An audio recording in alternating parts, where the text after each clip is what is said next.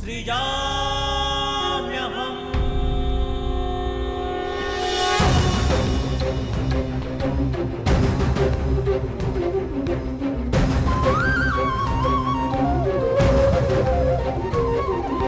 यदा यदा हि धर्मस्य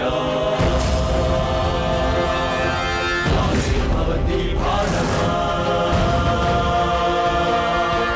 अभ्युत्थानमधर्मस्य तदात्मानं सृजाम्यहम्।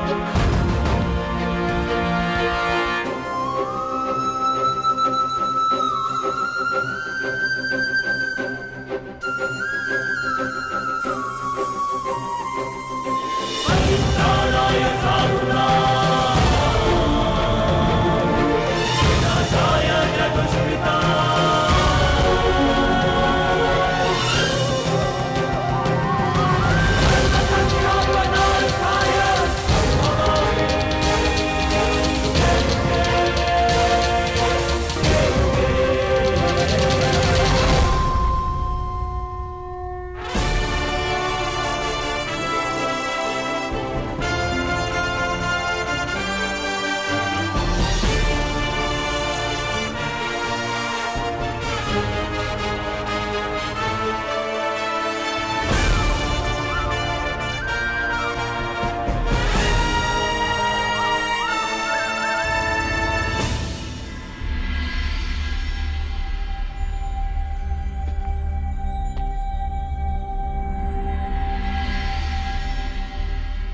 प्रणिपात उस महान योद्धा को जो कुरुवंश के सबसे बड़े संबल, जिन्हें संसार स्मरण करेगा तो इसलिए कि उन्होंने अपना संपूर्ण जीवन, अपना कर्म और अपना धर्म समस्त कुरुवंश को समर्पित कर दिया।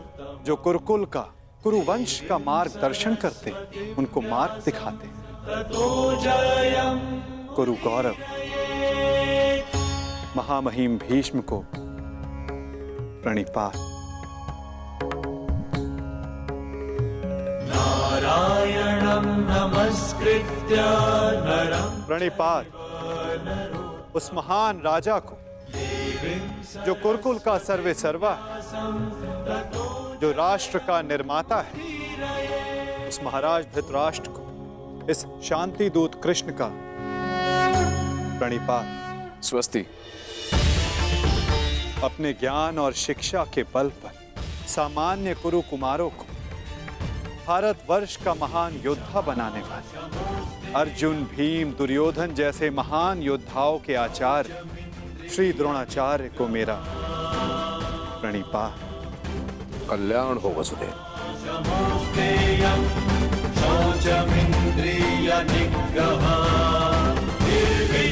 प्रणिपात उस महान हस्ती को जो अपने लक्ष्य संधान में प्रवीण है, जिन्होंने अपनी बहन के पुत्रों के लिए अपना राज्य त्याग किया, जो अपनी तीव्र बुद्धि और नीति से कुरु कुमारों का मार्गदर्शन करते हैं, उस गांधार नरेश को प्रणिपात।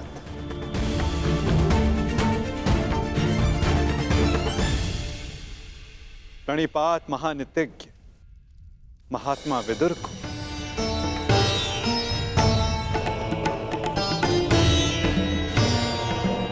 प्रणिपात उन समस्त जनों को जो सभा में उपस्थित हैं, जो शांति के समर्थक हैं। प्रणिपात का अर्थ है अपना शीश झुकाना। हम सब अपनी संतानों को उन सब के समक्ष शीश झुकाना सिखाते हैं जिन्होंने अपने जीवन में महान कार्य किए, परंतु मैं आप सबके समक्ष प्रणिपात इसलिए नहीं कर रहा कि आप सब ने महान कार्य किए।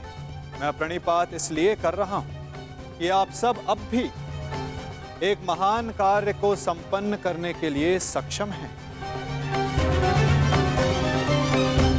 वो महान कार्य जो कि एक महायुद्ध, एक महाविनाश है,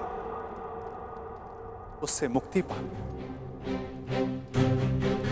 जिसके पश्चात एक महान शांति की स्थापना होगी, धर्म का उदय होगा। मुझे विश्वास है कि आप सभी कल आने वाले महाभारत के महाविनाश को देख सकते हैं। और और यदि आप सब चाहें तो आर्यव्रत को इस विनाश से बचा भी सकते हैं। मुझे अधिक प्रसन्नता होगी कि आप सबके सहयोग से भारतवर्ष में होने वाले इस महाभारत से सबको बचा सकूं और मेरे यहाँ उपस्थित होने का लक्ष्य पूर्ण कर सकूं। मुझे पूर्ण विश्वास है कि आप सब में से कोई भी ये युद्ध नहीं चाहेगा।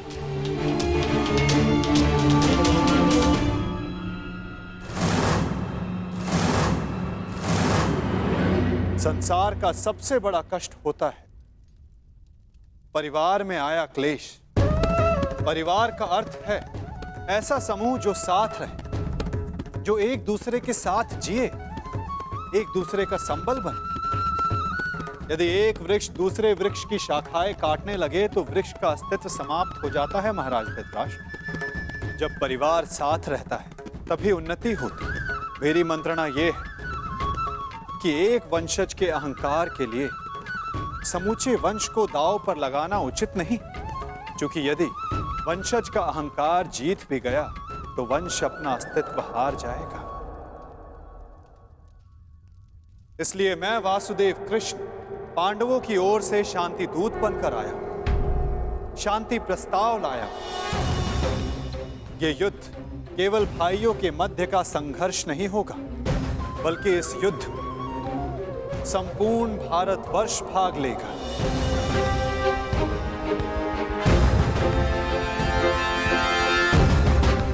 इसलिए विनाश भी सैकड़ों, सहस्त्रों और लाखों नहीं, करोड़ों में होगा।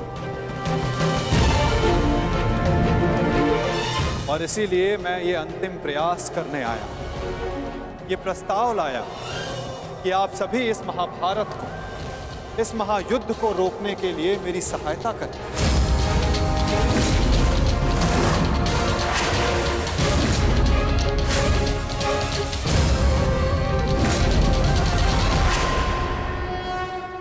और इसीलिए मैं ये अंतिम प्रयास करने आया कि आप सभी इस महाभारत को, इस महायुद्ध को रोकने के लिए मेरी सहायता करें।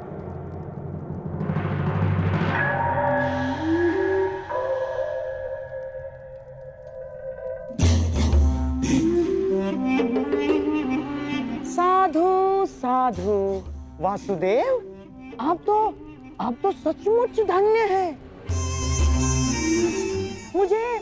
मुझे स्मरण नहीं होता कि कितना समय हो गया ऐसे शांतिपूर्ण वचन सुने हुए। मुझे तो ऐसा प्रतीत होता है वासुदेव कि आपके मुख से शब्द नहीं, फूल झड़ रहे हैं, फूल। मैं अभिभूत हो गया वासुदेव। और सच कहूं वासुदेव, मैं भी आपसे सहमत हूं।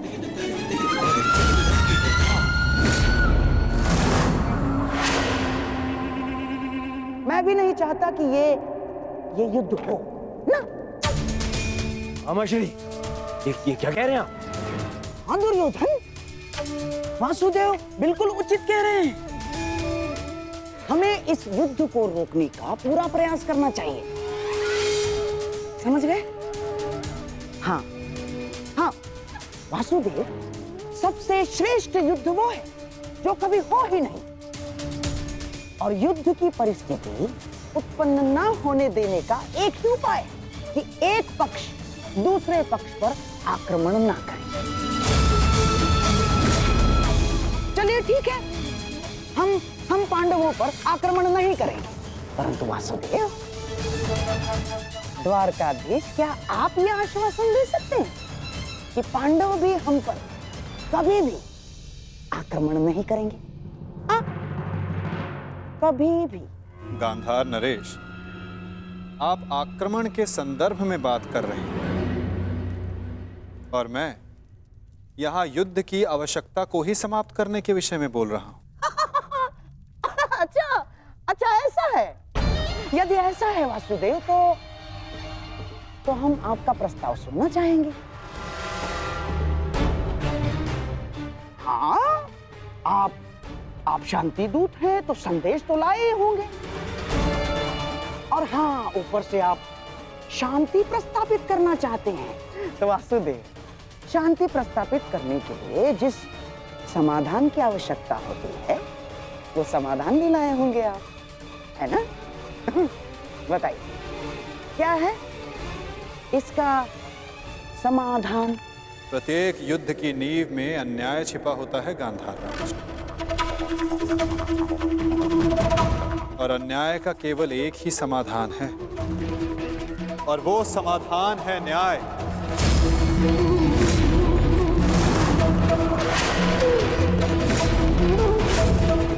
वो न्याय जिस पर केवल पांडवों का अधिकार है, उनसे किए गए वचनों को ना निभाने का न्याय, उनसे किए गए वचनों को ना पूर्ण करने का न्याय।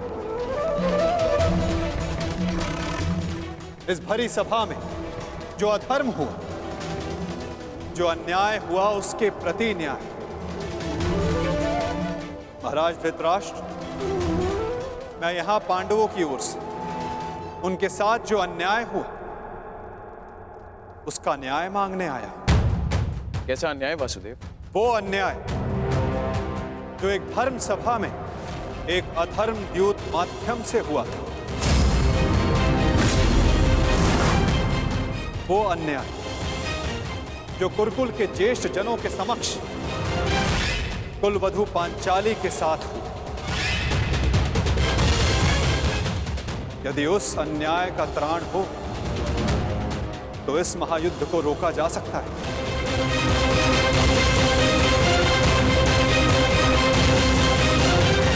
कुरुकुल श्रेष्ठ महाराज धृतराष्ट्र, महामहिम भीष्म, मैं पांडवों की ओर से उस अन्याय के लिए न्याय मांगने आया हूं।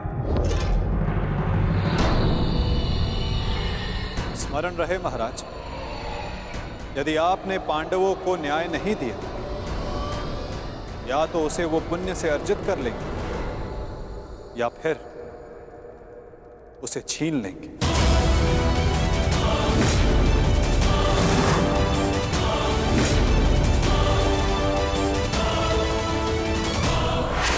अब निर्णय आपका है। वासुदेव, आप यहाँ शांति प्रस्ताव लेकर आए हैं या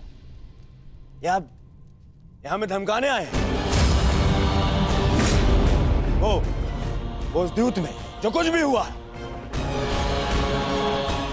सबकी उपस्थिति में हुआ, युधिष्ठिर की इच्छा से हुआ।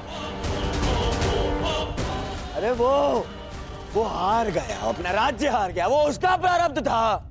छलबद्ध अन्याय को प्रारब्ध नहीं कहा जा सकता युवराज।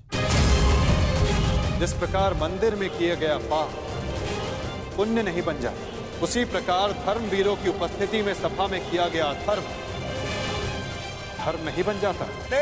धर्म कौन सा धर्म? कौन सा धर्म?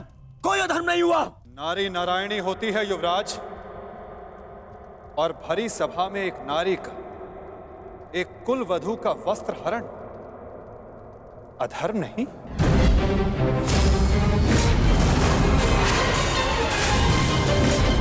यदि तुम्हें विश्वास नहीं तो अपने ज्येष्ठों की झुकी दृष्टि से पूछो दुर्योधन।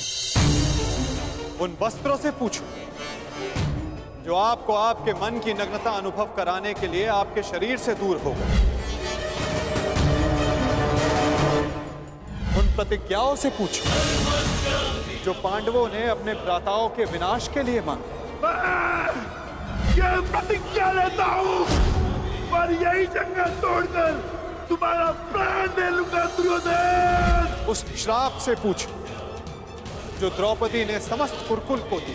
इस सभा में उपस्थित वो हर व्यक्ति जिसने मौन रहकर ये अधर्म होते हुए देखा, उन्हें उनके मौन रहने का दंड मिलेगा। श्राप है ये अग्निसुता द्रौपदी का। परंतु यदि आप सब चाहें तो पांडव अपनी प्रतिज्ञा को त्याग देंगे। द्रौपदी अपना श्राप वापस ले लेंगे। बस आप सबको अपनी भूल का अनुभव करके पांडवों को केवल उनका अधिकार देना है।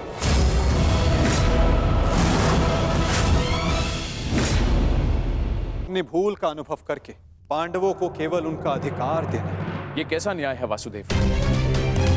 संधि और शांति वार्ता में बराबर की बात होती है।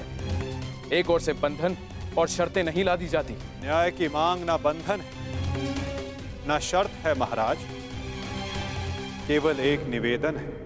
यदि ऐसा है तो मेरा निर्णय यह है कि दुर्योधन, मौन रहो। निर्णय लेना महाराज के हाथ में है, तुम्हारे नहीं। तुम शांत रहो। राजा होने के नाते मेरा कर्तव्य है कि मैं सबकी बातें सुनूं ताछरी, अपने मंत्रणाकारों का सम्मान करूं। दुर्योधन युवराज है, हस्तिनापुर का भवी महाराज है, इसलिए इस संदर्भ में मैं अपने पुत्र और हस्तिनापुर के युवराज दुर्योधन को अपना निर्णय प्रस्तुत करने की अनुमति देता हूं।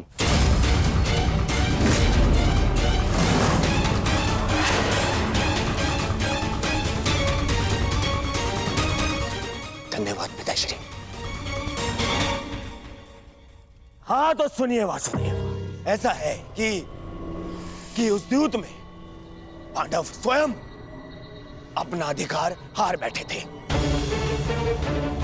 अब ना तो वो किसी भी राज्य का उनको अधिकार है और ना ही राजा होने का।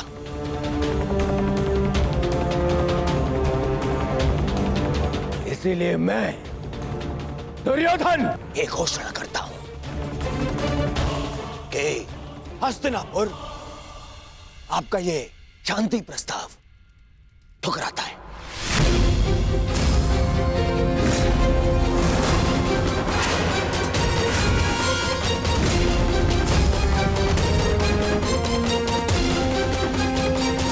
दुर्योधन, क्या तुम्हें इस बात का अनुमान भी है कि शांति प्रस्ताव ठुकराने का अर्थ है युद्ध को निमंत्रण? अपने निर्णय पर पुनः विचार कर लो। बात बात पर विचार करना बंद कीजिए पितामह। बात बात पर विचार कायर करते हैं।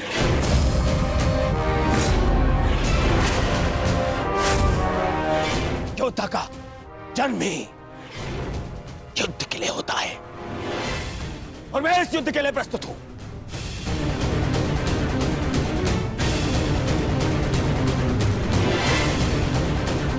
मेरी दृष्टि में उन पांडवों को कुछ भी देने का प्रश्न ही नहीं उठता।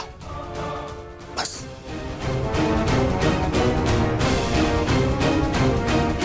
मैंने ये सभा समझौते के लिए रखवाई थी, न कि अपने ही अधिकार के त्याग के लिए। ये मेरा अंतिम निर्णय है। मैं उन पांडवों को इंद्रप्रस्थ नहीं दूंगा तो नहीं दूंगा।